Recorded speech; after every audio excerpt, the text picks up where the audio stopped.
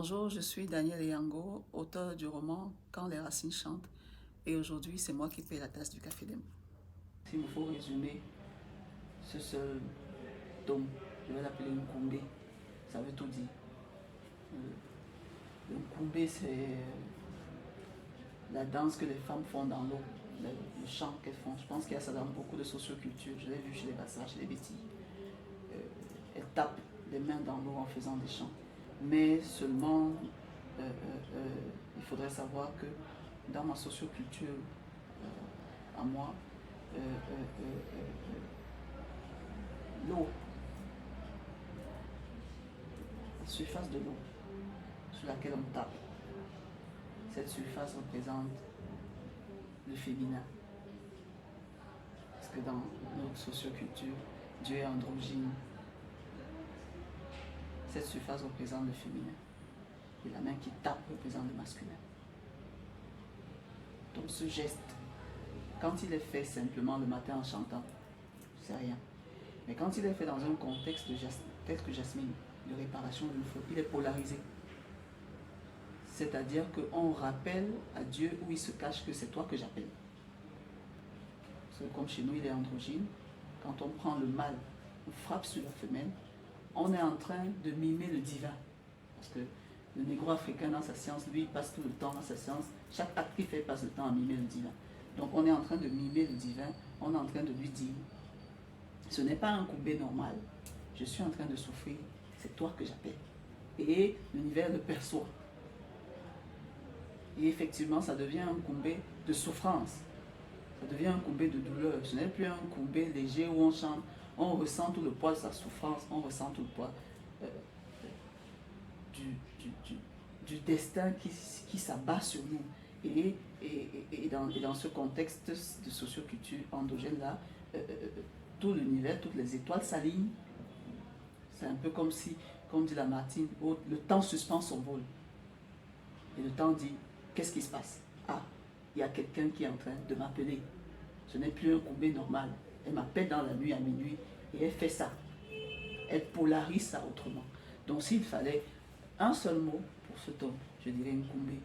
Cette langue participe à l'ambiance endogène de la fiction que je raconte. Ça n'aurait pas été très réel pour moi de faire parler un chef traditionnel douala en français uniquement. En fait, ce n'est pas ce qui se fait. On a tendance toujours, je pense la plupart, nous tous dans nos langues, on a tendance à mélanger spontanément notre langue et le français, bien l'anglais. Et au-delà de cela, comme je disais, l'atmosphère endogène de l'intrigue qui est profondément engagée dans nos racines. On ne peut pas dire quand les racines chantent et puis elles se mettent à chanter uniquement en français, puisque l'héroïne n'est pas française, elle est douala. Donc quand ces racines chantent, elles se mettent à chanter en sa langue maternelle et dans un processus aussi proprement littéraire, proprement d'écriture, dans une certaine démarche, on peut dire, le mot un peu trop cliché que je n'aime pas, engagé, je n'ai pas notre synonyme qui me vient à l'esprit, d'écrivaine africaine, était aussi, surtout sur ce plan-là, essentiel pour moi de mettre ma langue dans le texte. Et comme je ne peux pas écrire entièrement en ma langue pour que tout le monde me comprenne, j'ai pris la peine de traduire. Même si un livre est complètement en douala, je suis sûre que je vais le faire en deux parties. Vous voyez un peu, genre une partie en douala, et puis quand je le retourne, je vois l'autre partie, soit en français, soit en anglais. Mais vraiment, il y a cette démarche volontaire, marquée, de vraiment mettre ma langue dans mon livre.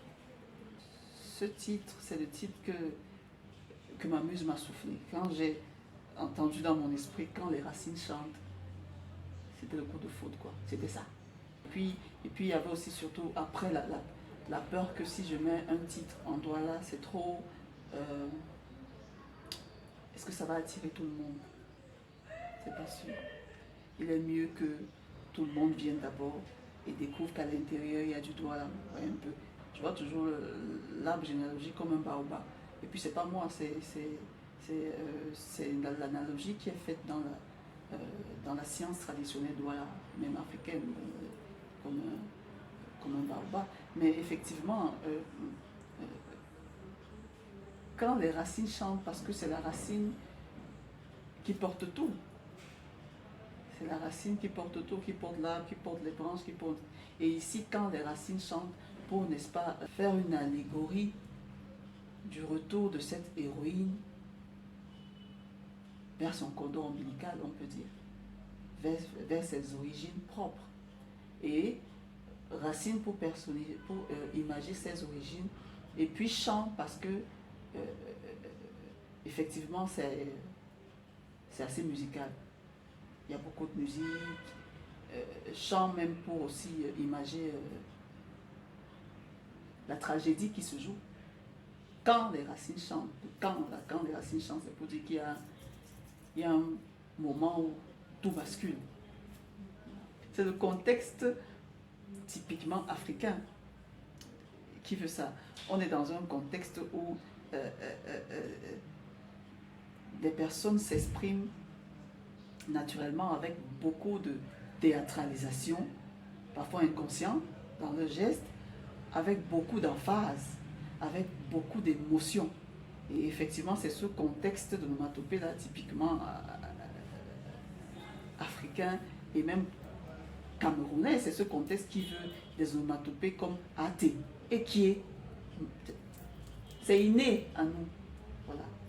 Il était question pour moi aussi, dans cette fiction, de combler les vides que j'avais dans ma propre histoire généalogique.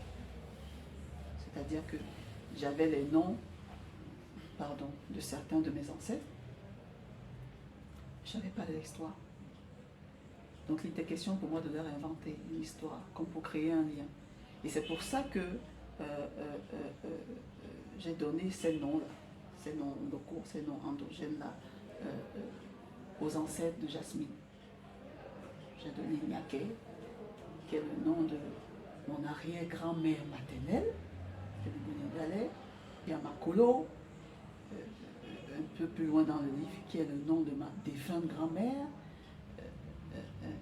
Il y a Sita Io, qui c'est ce personnage qui soigne, n'est-ce pas, Jasmine, qui l'encadre, qui est, n'est-ce pas, le nom d'une de mes tantes, qui n'est pas morte, qui vit encore. Il y a Majin, vous allez découvrir plus loin, Jin, qui est le nom réel d'une de mes arrière-grand-mères, dont je ne connaissais pas vraiment l'histoire. Donc il était question pour moi d'insuffler de la vie réellement à tout ce qui a fait de moi, en termes génétiques, en termes même socio-génétiques, en termes comportementaux, tout ce qui a fait de moi, de les rassembler, de les avoir quelque part et de dire, ah, ça c'est ma lignée, et de leur inventer une histoire. Bon, maintenant, les noms, effectivement, on va dire un peu européens, comme l'héroïne elle-même, ça s'explique, c'est une chrétienne catholique. C'est une enfant de maintenant, on vous et moi, ça veut dire qu'elle va s'appeler Esther, elle va s'appeler Daniel, elle va s'appeler Jasmine, elle va s'appeler Gaspille, je ne sais pas, mais elle, effectivement, comme nous tous, elle n'a pas un nom profondément endogène, elle a un nom de baptisé catholique. Il n'aurait pas été réaliste pour moi de lui donner ce nom-là, puisque effectivement dans le récit, sa mère ne l'aurait jamais amené au village. Donc sa mère elle-même ne l'a pas, n'est-ce pas, éduquée dans cette socioculture-là. Donc elle n'en a vraiment pas les bases, ni culturellement, ni sur le plan éducatif, ni même sur le plan du nom. On est dans une culture essentiellement chantante. On est dans notamment dans cette fiction, la culture Douala, où tout est chant, tout est musique. Qu'on pleure ou qu'on rit, on chante. Et je pense que c'est le cas pour toutes les sociocultures africaines. Honnêtement, c'est le cas. Et donc, on ne peut pas commencer une souffrance pareille sans chant. Ma muse s'inspire de ma socioculture maternelle, Douala surtout. Et donc, dans cette socioculture-là, on n'entend pas un drame pareil sans un chant de lamentation pour mieux se lamenter ou bien pour supporter la douleur, il faut chanter. Et donc, effectivement, le récit commence par le chant de Jasmine qui pleure parce qu'elle s'en va accomplir le rite de sa première nuit. Donc, voilà. La couverture a été faite par Tali Mbok, un peintre qui avait aussi réalisé la couverture du parfum de ma mère, qui a aussi réalisé le court-métrage de Jasmine, qui a aussi réalisé tous les roll-ups, tout ce qui est visuel vraiment autour de Jasmine. Et j'ai tenu à ce que ce soit lui encore qui illustre une fois de plus ce livre, parce qu'il comprend très bien mon univers. Il lit et il comprend très bien mon univers et comment l'illustrer. Et donc j'ai vraiment aimé cette couverture parce que dans ce tome-ci, Jasmine passe vraiment par... les rites s'attaquent à sa chair. Quand on lit, les rites la défigurent carrément et donc effectivement du sang jaillit. Elle souffre dans sa chair. Elle est comme un sacrifice vivant. Et effectivement, le rouge signifie effectivement cette abondance de sang de Jasmine qui doit commencer à réparer la faute de son aïeul. Il faut qu'elle verse du sang. Donc, il y a un dogme catholique qui veut que le sacrifice appelle le sacrifice. Donc c'est un peu cette même règle-là. Et donc, c'est un peu ça que Jasmine subit. C'est pourquoi la couverture est inondée de rouge, inondée de sang. Il y en a à profusion, parce qu'elle souffre énormément, elle en verse à profusion. Et c'est pourquoi les traits de la jeune fille sont comme déchirés. Il y a des lambeaux de peau. C'est déchiré de partout, parce qu'effectivement, elle est totalement défigurée, elle est totalement remise à néant. Elle a un véritable sacrifice expiatoire dans ce premier tome. D'où vraiment la violence du tableau que Tali a peint. Voilà. Quel auteur m'a influencé? Aucun. Est-ce qu'il y a un auteur auquel je me suis référé dans le sens d'influence? Aucun. Parce que déjà, je lis beaucoup. Je lis beaucoup d'auteurs camerounais et africains. Et dans ma démarche, à moi, mon but est d'être singulière. Je lis beaucoup, mais je ne lis pas pour écrire comme. Mais l'auteur qui m'a accompagné dans la relecture, dans le sens de mieux affiner mon style, c'est Moudlon. Parce que Moudlon, c'est mon auteur favori. J'aime son sens du détail. J'aime le fait qu'il fasse des investigations poussées. J'aime le fait que ses personnages soient recherchés. J'aime sa rigueur. C'est mon auteur préféré. Et donc, c'est un ami. C'est pourquoi, quand j'ai fini ce tapuscrit, je lui ai demandé d'y jeter un regard. D'ailleurs, je l'ai toujours dit depuis le début que j'ai la campagne sur Jasmine, c'était même 250 pages. Il m'a fait déchirer 250 pages. Parce que j'avais écrit, je pense, en 2020, 2021, un truc comme ça, 2021. Et je lui avais soumis. Il avait estimé qu'il y avait encore des choses à revoir. Et donc, ça m'avait foutu un coup de froid, mais j'avais dit, bon, c'est quand même Moudlon.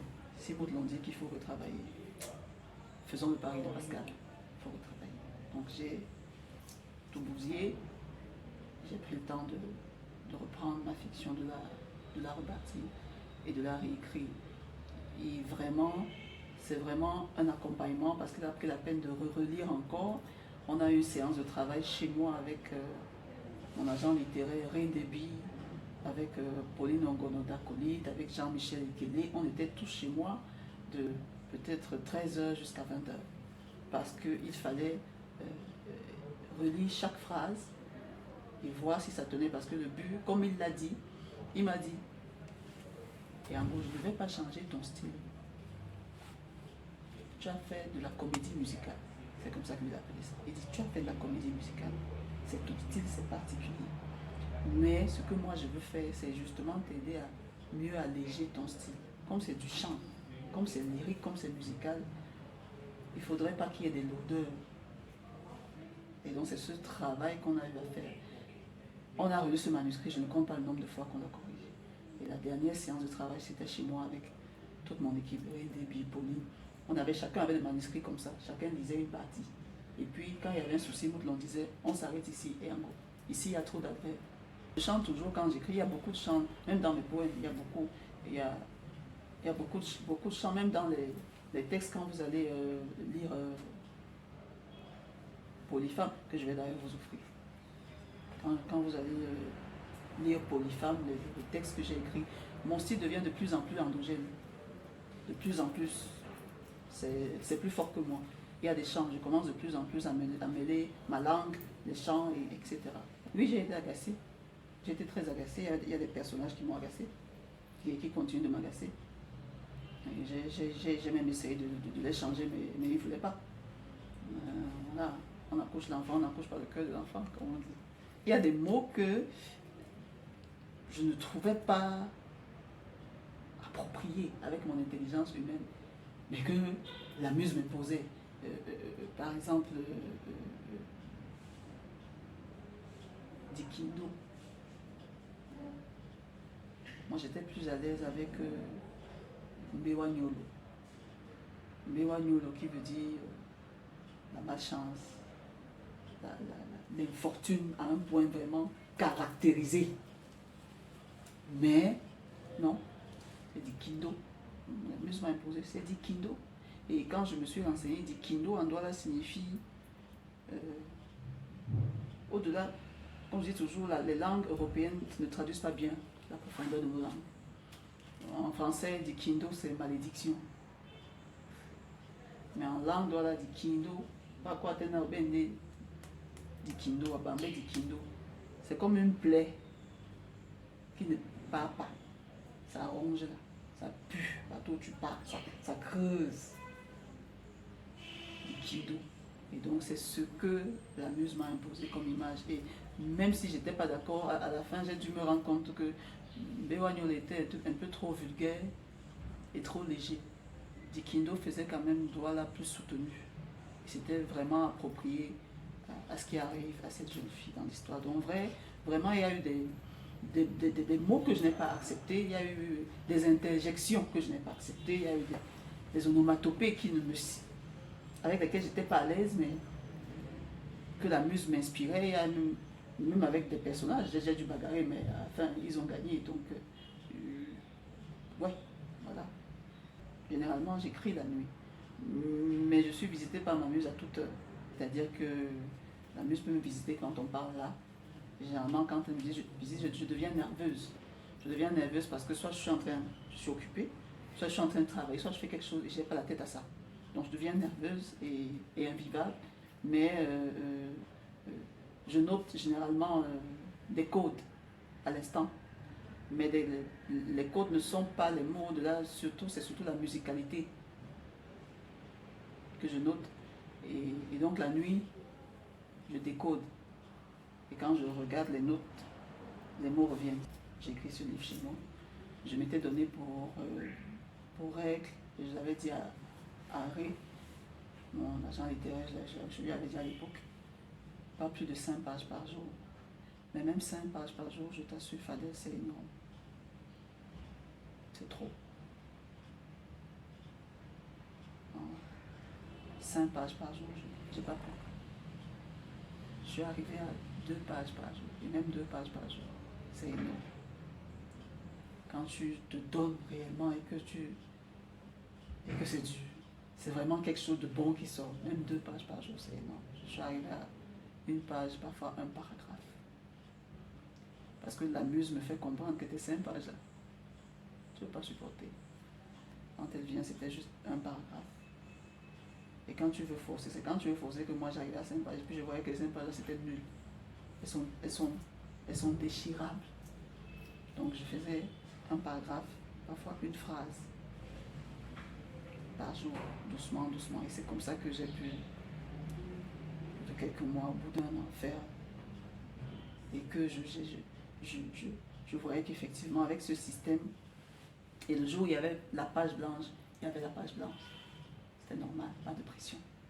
Puis je voyais avec cette façon de fonctionner qu'effectivement, quand tu relisais le tapuscrit, difficilement une phrase, une page était supprimable. Difficilement. Parce que l'auteur n'écrit pas pour le plaisir de s'entendre écrire. Je l'ai toujours dit, ça ne change pas, j'écris pour guérir. Et c'est ce que j'ai encore appelé l'ithérapie, qui est un mot que j'ai inventé. J'en ai un ami très intime à moi m'a aidé à inventer sa signification en Douala, puisque botiling, il n'existe pas en Douala. C'est comme on va dire un pléonasme, juste créé pour signifier guérir par l'écriture. Donc, j'écris pour guérir. Et au départ, quand on dit j'écris pour guérir, on peut comprendre, et l'auteur lui-même peut comprendre que c'est égoïste et c'est lui qui guérit.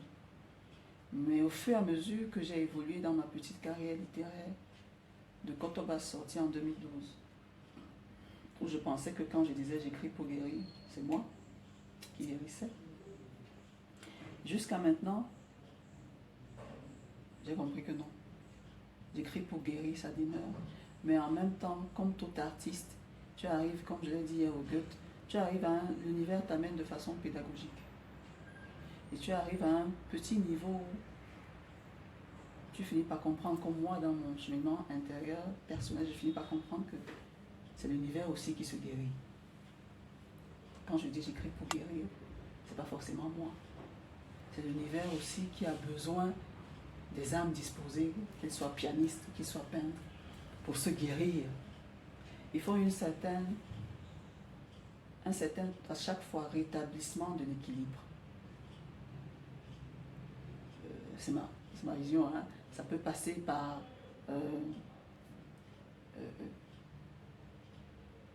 vous jouez de la guitare peut-être dans un village où personne n'écoute.